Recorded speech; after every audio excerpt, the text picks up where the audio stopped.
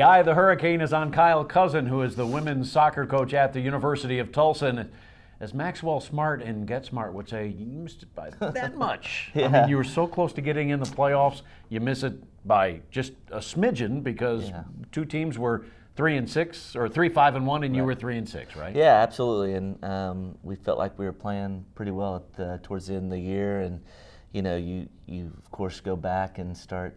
Hindsight's always 20/20, you know, and you start looking at what ifs, and we were very, very close, and felt like I said, we were playing well, and so really trying to do everything we could to get into the conference tournament, just because we felt like we could play with anybody within the tournament, and just needed that opportunity. And in the game, your most recent game, you're taking on number 18 Memphis on the road. You have a 1-0 lead at halftime and looking good. Obviously, you need to win to get in, right? Yeah, absolutely. And you know, even backing up before that, we went to Temple and went to UConn, and felt like all but 10 minutes on that road trip, we played really well. Probably played some of the best soccer. So going into the Memphis game, you know, I could just tell the girls were loose. They were ready to play. They were confident, and we go in at halftime 1-0. And so, but our whole thing was we just didn't want to change. We didn't want to become defensive, and a little bit unfortunate that we got scored on so early in the second half, because then all of a sudden I felt like our team felt like we had to win. You know, it wasn't that, oh, well, it's 1-1, no big deal. I mean, we had to go score a goal, and so that mentality was in the back of our mind just the entire game. And so I think there was some things that we could have done, you know, a little differently if it hadn't been a must-win game. But because even a tie doesn't help you, absolutely right. Yeah. So we had to win, and so so that was always playing in the back of, I know, our coaches' minds, and I think our players' minds as well. But you know, don't. I told the girls after the game that I don't think that score was indicative of the game, but especially the season. I mean, we had two great seniors this year that have brought us, you know, we were just in a little bit of disarray this time last year. You know, we'd only won 3 games. We had 27 injuries. I mean, things were just down and gloomy, and just felt like there was a dark cloud, you know, and using that analogy, you know, those seniors brought kind of just a ray of sunshine to our program, and it's been a long time since we've been a part of a team so unified, and you know, when they're singing on the bus before the games and just doing their little different things that they do, it was just fun to hear, fun to be a part of, and I think that's the hardest thing about today is this will be the first Tuesday that we haven't got to practice since August 1st, you know, and so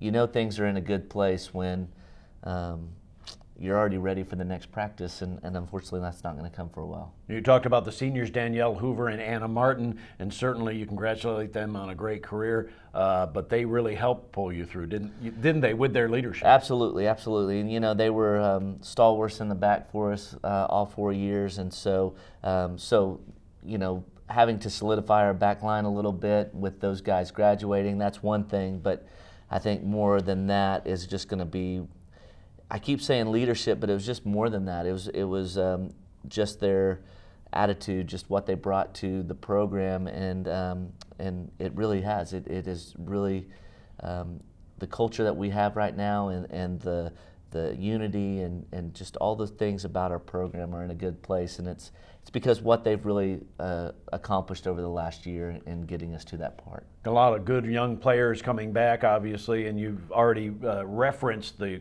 tremendous improvement from the injury-plagued season last year and this year, which was a 7-10 season with 1 tie. So you're seeing progression, and you're seeing young players coming back next year, right? Absolutely, yeah. And if you look at it, I think we have 10 juniors. So, you know, we're going to have a strong core coming back, just like what you're saying. You know, our leading goal scorers are coming back. Anna Williams did a great job for us this year up front. Mia Darden scored goals for us and is a freshman this year. And so, you know, there's a bright future for sure. But you know, just once again, it's hard already looking ahead, just because the team and what we've done this year was. And I think people look at our record and go, well, 7-10-1, that's not that great. But you know, it's twice as many wins as we had the year before, and but just the camaraderie, just the feeling of our program right now is just fun to be a part of, and so we're very anxious for the future. I'm excited about our incoming kids that we have coming in to go along with our returners, but it's hard to end it so abruptly, you know, and so when you really feel like, hey, I felt like we were going to be there. There's been seasons in the past where you go, man, this is our last practice, and you kind of take it all in, and it didn't feel like that this year. And so when the game ended, it was like, oh man, we don't get to practice, we don't get to do those things together again. And so it's kind of a weird feeling right now, but definitely a bright future, definitely anxious to get started again. And I know our girls are, they're going to try to get caught up on schoolwork and fall break and all those things. And so, but I know from a staff standpoint, we're excited about our future and ready to get going. Well, and when you say get going, you get going again in the spring with spring ball. And what do you expect from the ladies in the off season, if you will? Stay in shape and that sort of thing. Get ready for spring, right? Absolutely, yeah. In fact, I know Jill Perez has done a great job for us in the weight room, and our kids have really, over the last 3 to 4 years, have really embraced the weight room, and so.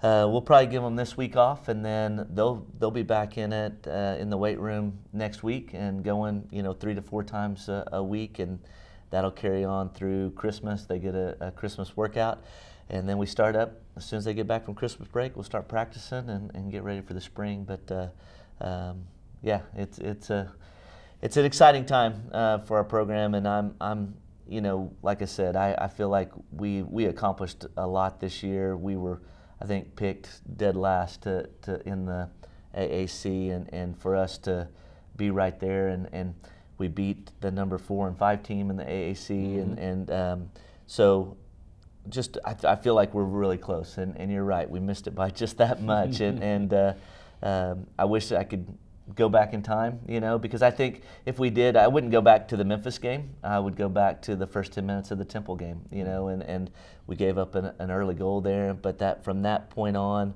for the next really 2 games, we played really, really well. And so, but hopefully those are things that this young team will remember and will kind of have in the back of their mind as we embrace next year. All right, Coach. Sorry it's over, but we'll talk to you in the spring. I appreciate it. Thanks, Bruce. Head coach Kyle Cousin, University of Tulsa women's soccer.